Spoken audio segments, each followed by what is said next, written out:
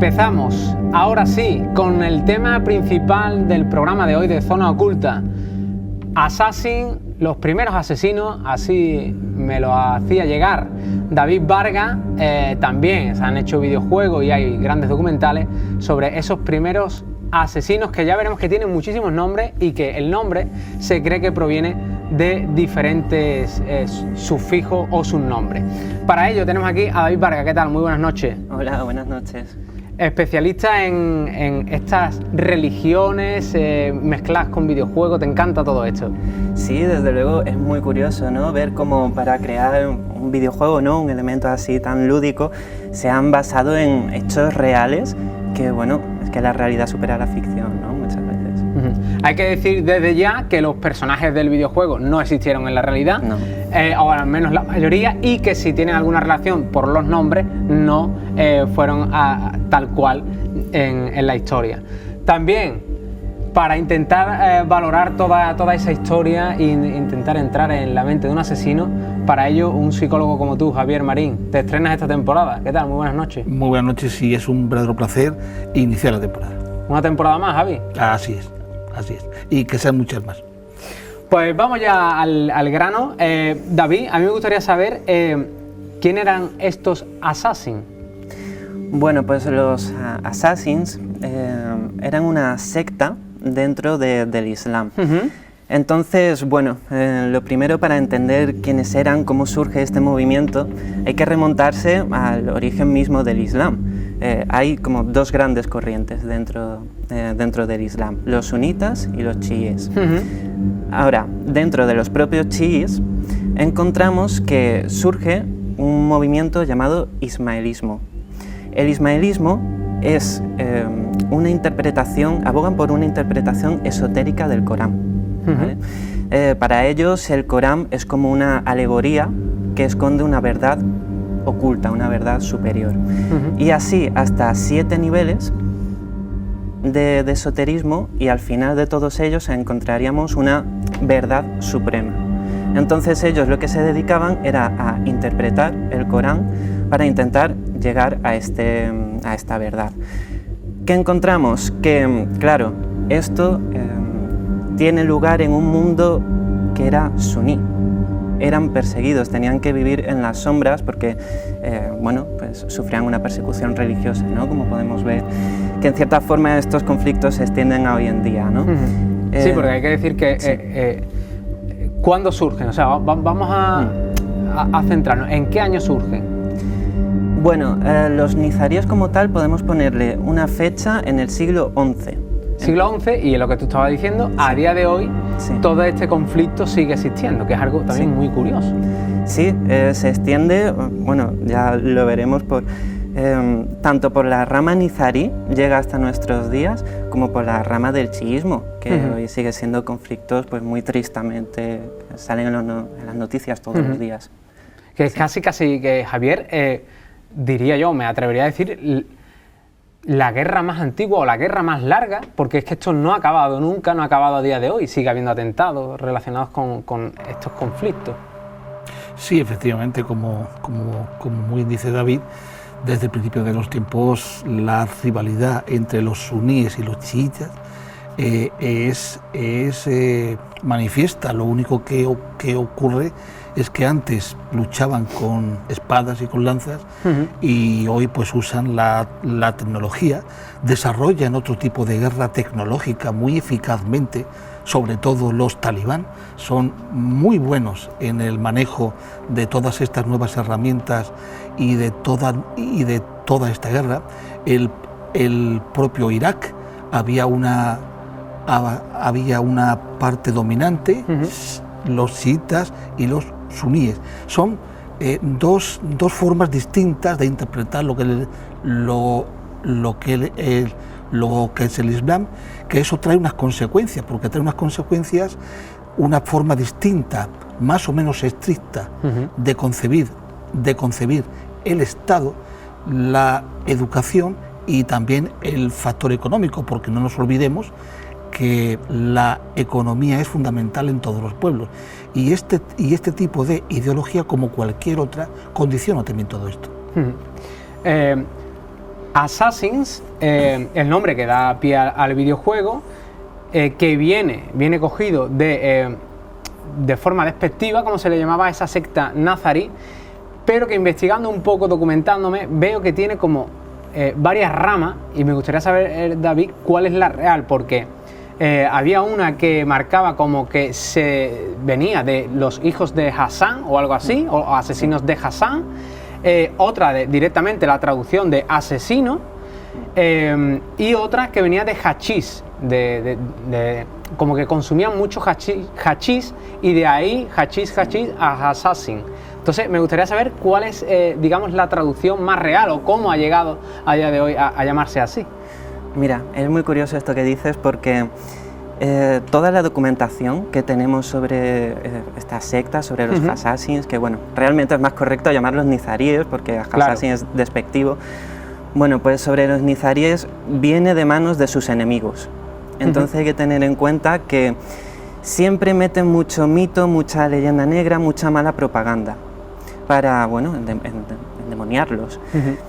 Entonces, ¿de dónde viene exactamente assassin? No se sabe a ciencia cierta, pero sí que se sabe que todo esto al castellanizarlo, a europeizarlo, deriva y da lugar a la palabra de hoy en día asesino. O sea, asesino deriva de este mote despectivo de los assassins. ¿Qué ocurre con todo esto del hachís? A nosotros nos llega esta vertiente del hachís por los cuentos de Marco Polo. Marco Polo en sus viajes recoge historias de los trovadores que contaban sobre los nizaríes. Y existía la leyenda de que Hassan, que fue el primero de sus dirigentes, los drogaba con hachís, de tal forma que les hacía como un lavado de cerebro, y al minarles de su personalidad, podía controlarlos más fácilmente. Entonces la cosa era que utilizaba la religión, porque mientras estaba drogados, sus seguidores, la leyenda dice que los llevaban a unos jardines que imitaban los del paraíso musulmán, llenos de bellas mujeres, de cascadas de miel, y cuando se les pasaban los efectos, despertaban de nuevo en sus dormitorios, y Hassan les decía: habéis estado en el paraíso, haced lo que yo os diga y volveréis a él. Bueno, esto es leyenda, esto es en los castillos donde vivían los nizaríes, nunca se ha encontrado ningún jardín de esas características, no hay resto ni evidencia ninguna, así que bueno, es todo leyenda. O sea, todo leyenda, no podemos decir que entonces el nombre viene de ninguno de esos... Tiene como consumidores de hachís, como seguidores de Hassan, puede darse varias interpretaciones, claro, ya dependiendo, ¿no?, de cómo lo entones, de cómo lo cambies. Importante, aunque creo que es evidente, pero ¿a qué se dedicaban? Bueno, ellos se dedicaban, en cierta forma, ellos lo que se dedicaban principalmente era a expandir su doctrina, a llevar a cabo sus cultos, pero claro, la labor de asesinatos estaba presente.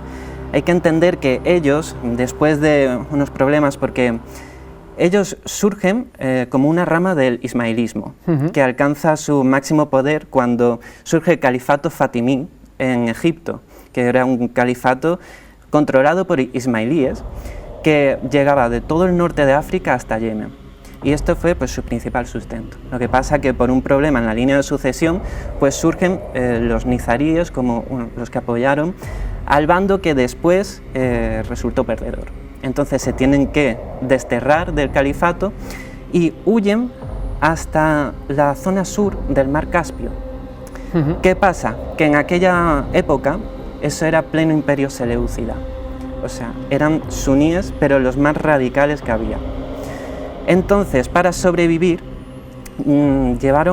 conquistaron una fortaleza, la conquistaron de una forma muy curiosa, utilizando el soborno y convenciendo a los guardias de que no presentaran resistencia, o sea, no hubo derramamiento de sangre. Y claro, ellos eran muy pocos y no podían presentar batalla en campo abierto contra un imperio entero. Entonces decidieron hacer ataques quirúrgicos. Una de sus víctimas más más importantes, y de hecho fue la primera, fue el visir del Imperio Seleucida, tengo aquí el nombre, Nizam al-Mulk. Este hombre era vital en el gobierno del imperio. Pues bueno, la primera acción que tuvieron fue cuando uno de estos nizaríes, que bueno, se constituían en lo que eran llamados fedellines. Los fedellines eran los nizaríes que se dedicaban al asesinato, porque después había todo tipo, no claro. Todos eran asesinos. Bueno, pues se disfraza de místico sufí. O sea, eran muy respetados estos místicos, y todo alto cargo de una corte que se dignase no podía evitar bueno, pues, esa tentación, ¿no?, de que una persona santa te diera su bendición. Claro. Entonces llega hasta él, y cuando están juntos, pues le mata.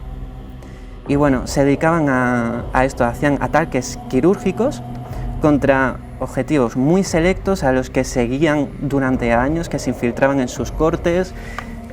Bueno, se mimetizaban completamente con el entorno, y en el momento menos pensado, pues le atacaban, y usando siempre una daga, porque de esa forma se aseguraban de que la muerte fuera prácticamente segura, porque no hubiera antídotos como con un veneno, ni existía la posibilidad de que fallasen al disparar una flecha. Claro. Y bueno, era así. Está la curiosidad, ¿no?, de que eran ataques suicidas. Obviamente tú te enfrentas con una daga a un hombre con una guardia, y la guardia te va a atrapar o te va a matar en el acto. ¿Qué ocurre?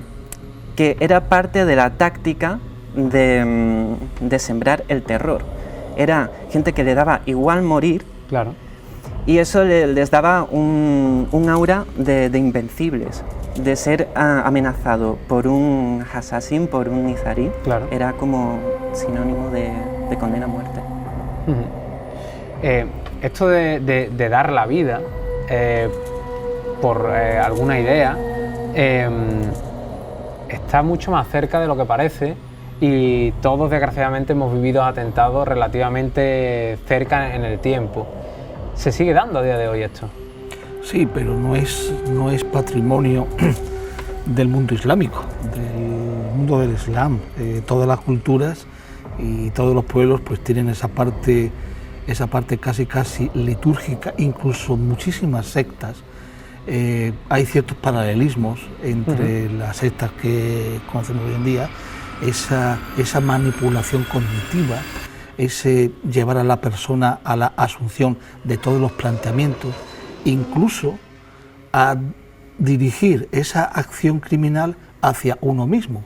Muchos recordamos muchísimo algunos suicidios colectivos que muchas sectas proponían. Evidentemente el factor religioso, ideológico, tiene mucho que ver aquí. Cuando esto se asocia, se incorpora al repertorio de la persona y está dispuesto a dar su vida, ese es el soldado perfecto. Ese es el soldado perfecto, y qué duda cabe que la manipulación, el asumir los principios de la ideología como algo tuyo, ese maniqueísmo ideológico, tú eres el portador de la verdad, eres el portador del bien, los demás son los malvados, los perversos, los enemigos, y si das tu vida por tu religión, por tu idea, por tu gente, luego vas a ir al paraíso. Es una forma de interpretar el Islam, y cada grupo religioso interpreta el Islam de una forma diferente. Nos sorprendería mucho conocer algunos aspectos del Islam. Hay que recordar que es una de las 3 religiones monoteístas que hay, y es algo más de 600 años más moderna que el cristianismo, surgió después. Y sin embargo, el Corán como tal es un libro que en muchos aspectos está tan avanzado como hoy en nuestros días.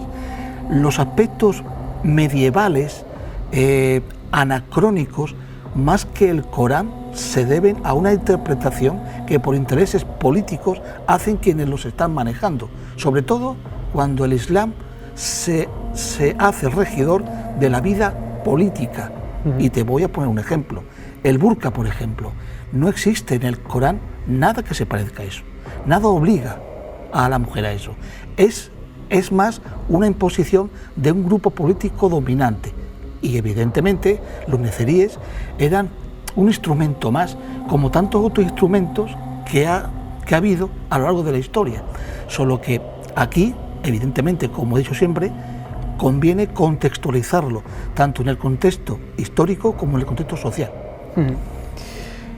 David, mataban con una daga. En la época había varios tipos de dagas. Normalmente siempre lo hacían de la misma manera, se infiltraban o en esta ocasión, pero el por qué lo hacían, o sea, ¿qué les motivaba a ellos? ¿Les motivaba ese paraíso, esas promesas que le hacían? ¿Esa era su única motivación?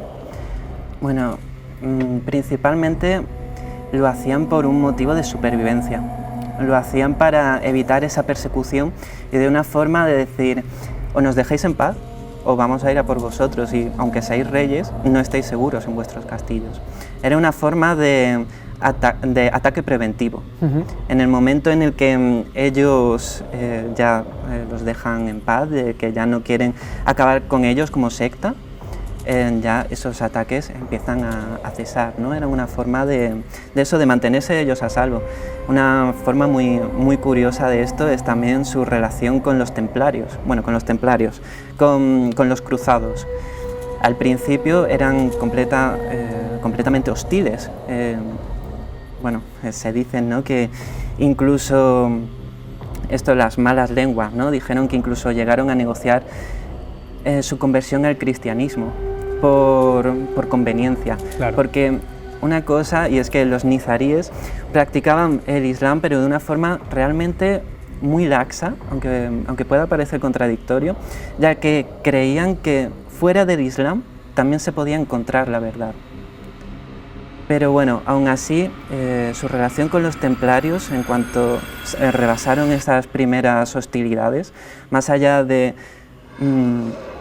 llegarse a convertir ni nada de eso, llegaron a ser tributarios, llegaron a pagarles 2.000 piezas de oro todos los años a los cruzados, con tal de que les dejaran en paz y peregrinar y moverse libremente.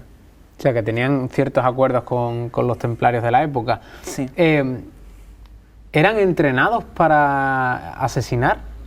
Sí, seguían un entrenamiento muy duro, estaban muchos años entrenando y lo hacían en sus ciudades, en sus fortalezas.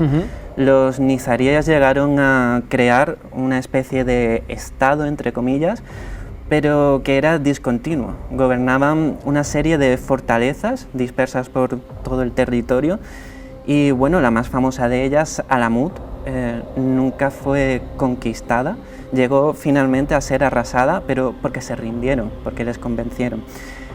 Pero Alamut es una fortaleza que se encuentra a 2.000 metros sobre el nivel del mar y era totalmente inexpugnable, y en ella se entrenaban estos fedellines en el uso de la daga, de la infiltración, todas estas técnicas. Muy curioso. ¿Existen a día de hoy? Sí, existen y me resultó muy curioso. En total, los nizaríes duraron unos 166 años en esta fortaleza de Alamut, y como hemos estado hablando de ellos, pero después llegaron los mongoles.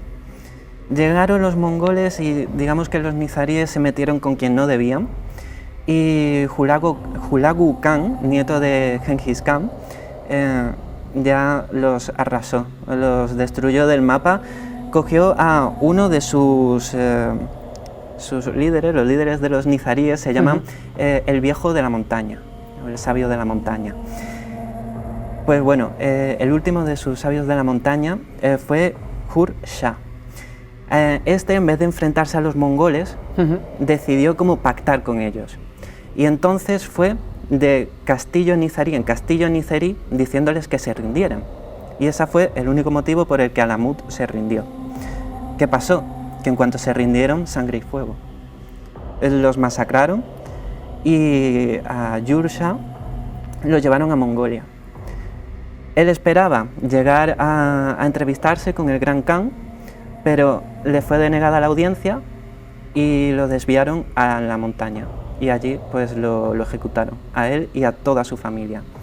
¿Qué pasa? Que curiosamente ocultaron a uno de sus hijos.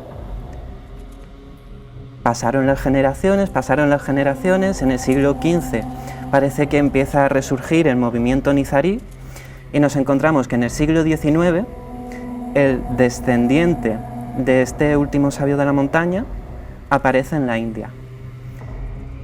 En el año 1853 aproximadamente. Entonces allí los nizaríes habían emigrado, habían conformado una comunidad muy importante, pasaron a llamarse Kodjas, bueno, pronunciación un poco curiosa, pero bueno, y consigue que el Shah de la India le conceda el título de Aga Khan, y actualmente ostenta el título el Aga Khan IV y es el jefe, el líder espiritual de los nizaríes de la India, llamados Kodjas, que actualmente es un número muy importante de ellos. ¿Existen a día de hoy, pero se siguen dedicando al asesinato? No, ya son pues bueno, un movimiento religioso más. Es muy curioso cuando tú me presentabas el tema, que me decías, Assassin, los primeros asesinos. ¿Son considerados los primeros asesinos? Bueno, es que el asesinato es tan antiguo como la historia de la humanidad. Claro. Son los primeros asesinos porque de ellos viene la palabra asesino. Por ese aspecto sí que se pueden ser considerados. Pero bueno, antes lo estaba comentando con Javier también, tienen muchas similitudes con los ninjas, por ejemplo. Ambos eran, pues, bueno, un poco como mercenarios, ¿no? Un poco que se dedicaban a matar. Matar de forma sigilosa. Ataques quirúrgicos. Y tienen más en común con los ninjas, por ejemplo, salvando todas las distancias culturales y de todo, que con los terroristas de hoy en día, con los terroristas islámicos de hoy en día. Porque bien es cierto que, bueno, son partidarios de la misma religión y todo, pero el modus operandi es muy distinto. Los nizaríes eran ataques quirúrgicos en los que moría su objetivo y ellos. Los terroristas de hoy en día buscan acabar con cuantas más vidas mejor para sembrar el terror más absoluto, ¿no? Entonces esa es una diferencia, yo creo que muy importante. Entendiendo que no son los primeros asesinos de la historia, ¿sí podemos considerarlos, debido a que estaban entrenados y demás, los mejores? Yo entiendo que igual en la época sí. Seguramente, desde luego, eran muy temidos. Se cuenta que bueno, existen teorías, ¿no?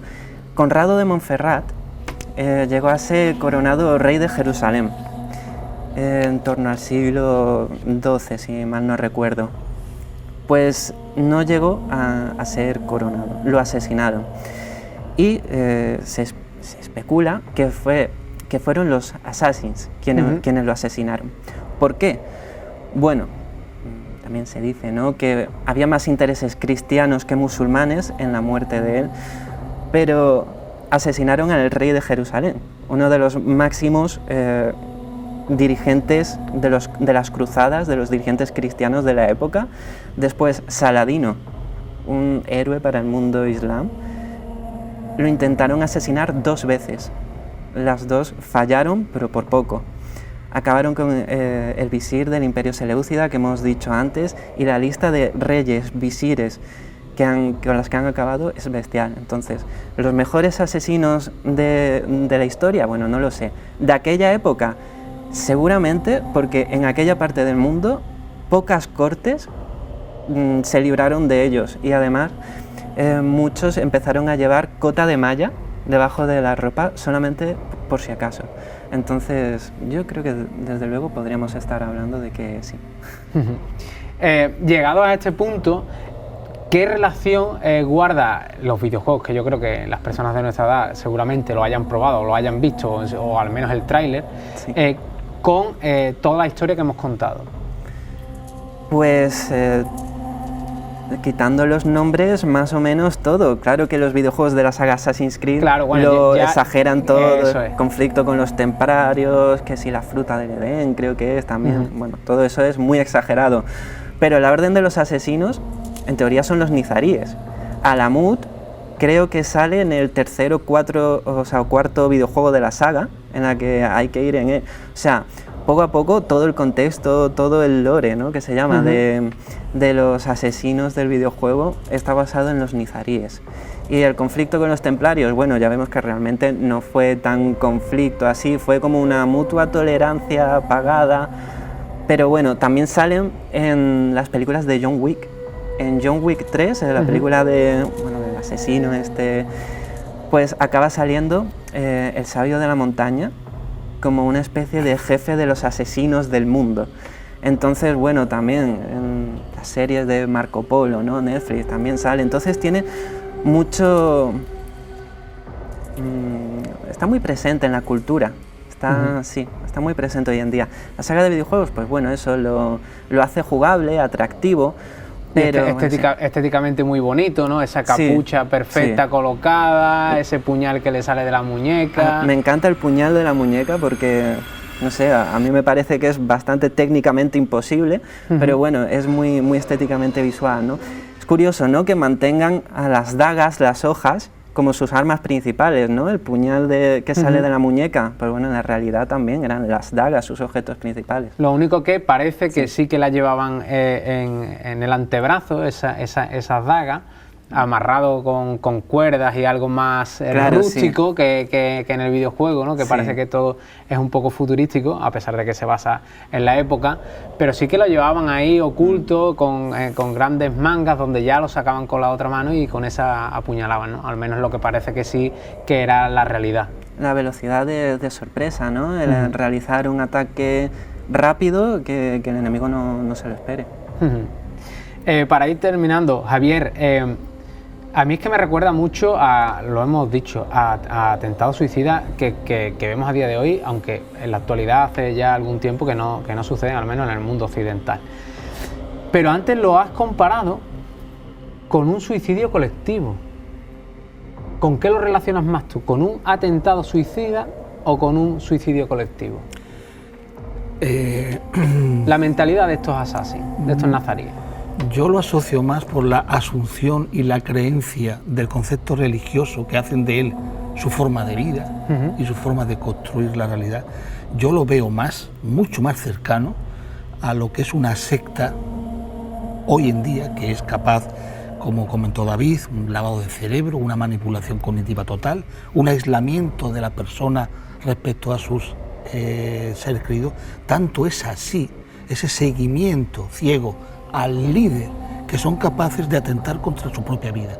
Yo lo veo, ese fanatismo, lo veo más con esas sectas, más que los atentados que hemos sufrido de corte terrorista, islámico, yihadista. Creo que son conceptos distintos.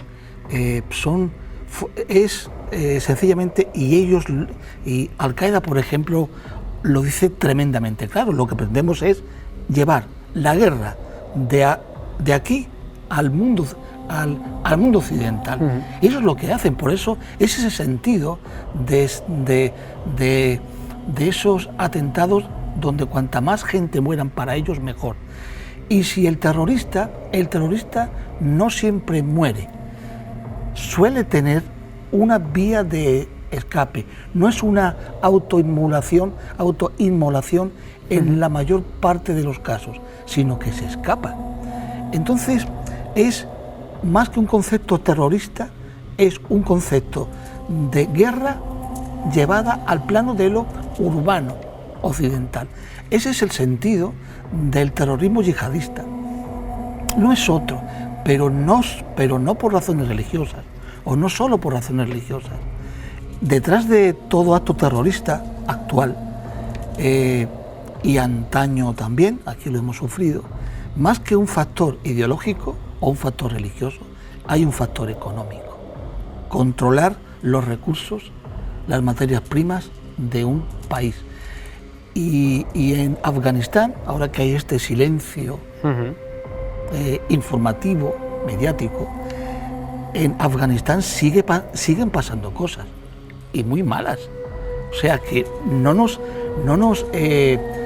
descuidemos que en Corea del Norte, aunque no tenga nada que ver, pero son dictaduras, en todos estos estados ocultos que se esconden de puertas para adentro, siguen pasando cosas. Y el terrorismo ya no solo es físico, ya no solo es muerte, también es cibernético, que es la nueva forma de guerra. Y los terroristas de corte yihadista o de otro tipo de corte, pues también se han tenido que ir especializando, pero por controlar recursos primarios de una serie de países que son de los pocos que hay. Afganistán, por ejemplo, tiene unas inmensas reservas de zinc, por ejemplo, que ya China se ha encargado de hacer, China y Rusia, que son dos de las únicas embajadas que no cerraron en Kabul, cuando los talibán, que es talibán, no es talibanes, es talibán, ocuparon el poder, curiosamente, muy rápidamente. Y aunque Estados Unidos quiere insistir por lavado de imagen, que dejan un país en mejores manos que los otros talibán, eso no es así.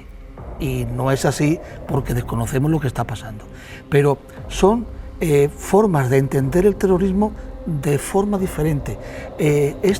Los nezeríes, yo no los tildaría de terroristas.